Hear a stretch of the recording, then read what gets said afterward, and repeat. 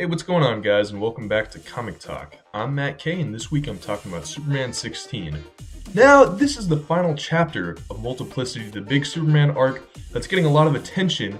If you want to catch up and learn about what's been going on, I suggest you go ahead and click the link or go ahead and check out our channel. Quick recap though, Superman is allied with the Justice Incarnate, a team composed of many heroes from the multiverse. The group is trying to save various Supermen, seeing as they're being taken and drained of their power by a new villain named Prophecy. At the end of the last issue, we see Superman use himself as bait to attract Prophecy while his new allies infiltrate and free the other Superman. So, we start off the issue with Superman getting drained of his power, and we find out that Prophecy is stealing the Superman's power in preparation for something big, something that requires all the strength of all these Supermen. He tosses Superman into a pit named the Grave of Superman, where we see various other supers digging and just mining for something, and he destroys the Fuel, the Justice Incarnate's multiverse-faring ship. We jump from here to the heart of the Orrery, the home of the Justice Incarnate, where we see that Superman's sacrifice was not in vain, since the Fuel acts as a tracking beacon, allowing them to find Prophecy's location. Unfortunately, because Superman took the ship, they don't have any way to get there. So it takes 1,000 years to build it, but we have this speedster who's part of the Justice Incarnate named Red Racer, who's confident he can build it in time. However, that is a long time even for a speedster, and Calvin Ellis, who will be referred to henceforth as President Superman, knows that this is essentially a death sentence. And we see him build, and build, and build, and bleed until he's recreated the Fuel. Unfortunately, it comes at a terrible price. Meanwhile, Superman addresses the other supers, telling them that this is all part of the plan, he acted as bait, and his friends will be coming. The remaining supers break through the dimension and find Prophecy's operation, and all the enslaved supers. They start getting their power back, and their S-shields start glowing for some reason. I mean, I'm not too sure what the reason is for this. Could this be the fabled power of friendship? Who knows? Every super starts attacking the big bad, hitting him on all sides, and you kind of feel bad for the villain. I mean, if one Superman can bench press planets for days, imagine 52 of them. We get the revenge of Captain Carrot and Assassin Superman, who both have personal bones to pick with Prophecy. They manage to beat Prophecy by cutting off his hand, which relinquishes his power of the supers, and he disappears. Calvin Ellis thanks Superman and promises to get everybody back home. In the epilogue, we get a nice scene of Clark and Keenan Kong, the Chinese Superman, hanging out, talking about the role of Superman, with Keenan having plenty of questions to ask the Man of Steel.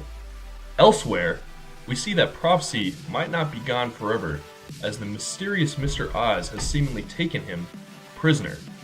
Okay, so there we go, that is Multiplicity, that's the arc. Let's talk about it. Starting off, I think it's safe to assume the big threat Prophecy was prepping for is the same threat that's been messing with the DC timeline, the same big threat that messed with Wally West's timeline, the big guy of DC Rebirth.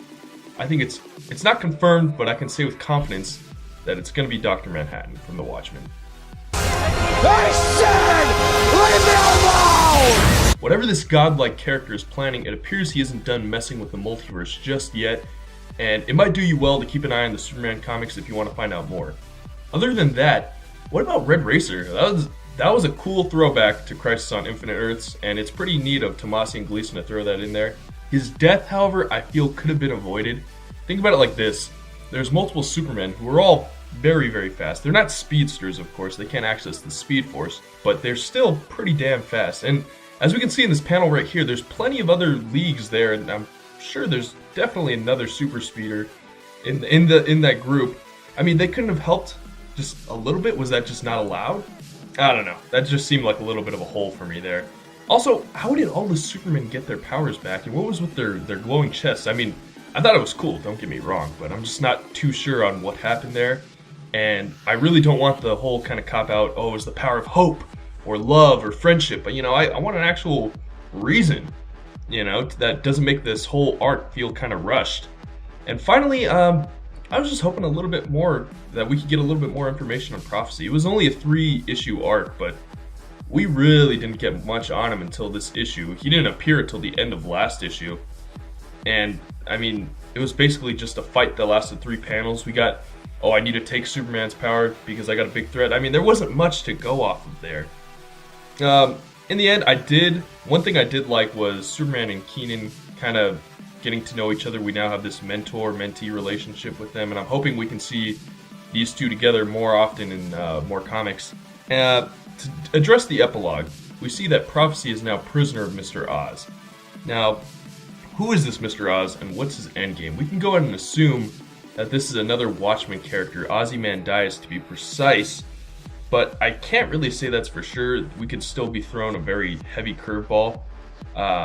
We just know that he's been capturing various DC Universe characters, and he has this weird obsession with Superman that has got me wanting to know more, honestly. And it looks like we will in March when Superman Reborn comes out. With the solicitations say we'll finally get some answers on this Superman, pre-Flashpoint Superman, and Mr. Oz himself.